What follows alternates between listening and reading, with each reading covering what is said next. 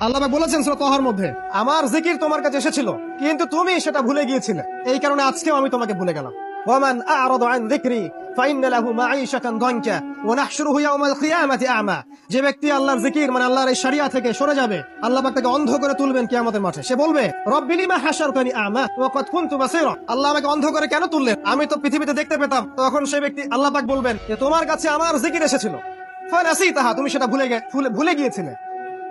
ফানাসিতাহা ওয়া কাযালিকা আল-ইয়াওমা তুনসা। আর এভাবে আজকে আমিও তোমাকে ভুলে গেলাম। নাউযুবিল্লাহ। এভাবে আপনি দুনিয়ার জন্য বাঁচতে পারেন অথবা আপনি পরকালের জন্য বাঁচতে পারেন।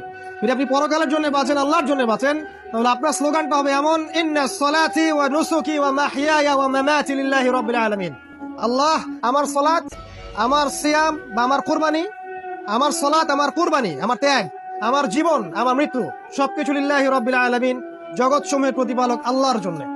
যদি আমরা আল্লাহর জন্য বাঁচতে চাই তাহলে আল্লাহ এবং তার রাসূলের সমস্ত বিধান মেনে চলতে হবে। That's all. এবং